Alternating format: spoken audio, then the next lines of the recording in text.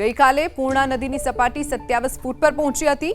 મનપાએ સ્થાનિકો માટે ભોજનની વ્યવસ્થા કરી હતી તો નવસારીમાં ગઈકાલે 16 ઇંચ વરસાદ ખાબક્યો હતો। ઘરોમાં નદીના પાણી ઘૂસી જતા ઘરવખરીને પણ નુકસાન થયું છે। લોકોએ પાણી વચ્ચે આખી રાત વિતાવવાનો વારો આવ્યો હતો તો નવસારીના જે દ્રશ્યો સામે આવ્યા છે, જળ કર્ફ્યુ જેવી સ્થિતિ નવસારીમાં જોવા મળી છે। નવસારીની પૂર્ણા અંબિકા નદીનું રૌદ્ર સ્વરૂપ સામે આવ્યું છે, જેના કારણે નીચાણવાળા વિસ્તારો પાણીમાં ગરકાવ થયા છે। પૂર્ણા નદીની સપાટી 25 ફૂટ સુધી પહોંચી જતા શહેરના નીચાણવાળા વિસ્તારો પ્રભાવિત થયા છે। દ્રશ્યો સીધા બતાવવા માંગીશ। શહેરના કાશીવાડી વિસ્તારમાં અત્યારે આપણે ઉપસ્થિત છે અને આ કાશીવાડી વિસ્તારમાં અત્યારે ગળા સુધીના પાણી જોવા મળી રહ્યા છે। ચારે બાજુ માત્ર પાણી જ પાણી દેખાઈ રહ્યું છે।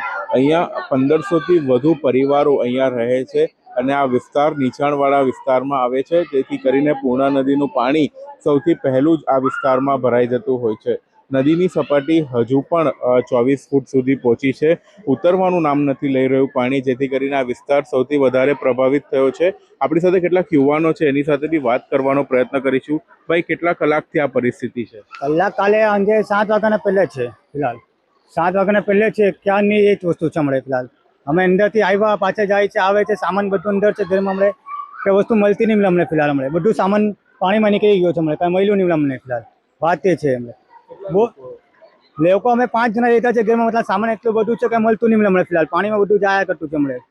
કેમ કાલે સાંજે 7 વાગ્યાથી પાણીના વસ્તુ છે હમણાં ભાવ પોયરા જોડે નલ્લો પોયરો છે, તેને જોઈને અમે લઈને નીકળ્યા છે એ મુસીબતમાં। અમે કભી હમણાં જઈને હમણાં અંદર ગયા, હમણાં જોખમ લઈને હમણાં એક હિસાબે કભી કંઈ ફાયદો નહીં મળે હમણાં।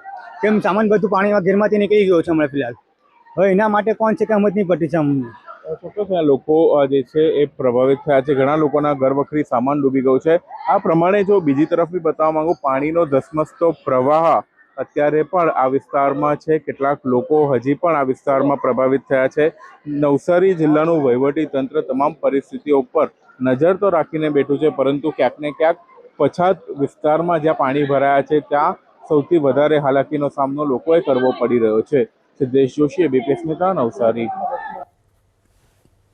તો નવસારીના આ દ્રશ્યો સામે આવ્યા છે, જ્યાં પાણી ભરાવાના કારણે લોકોના ઘરોમાં લગભગ 500 ઘરોમાં પાણી ઘૂસી ગયા છે, જેના કારણે લોકોના હાલ બેહાલ થયા છે। ગઈકાલે પૂર્ણા નદીની સપાટી 27 ફૂટ પર પહોંચી હતી।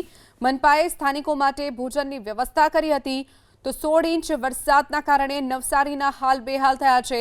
ઘરોમાં નદીના પાણી ઘૂસી જતા ઘરવખરીને નુકસાન થયું છે।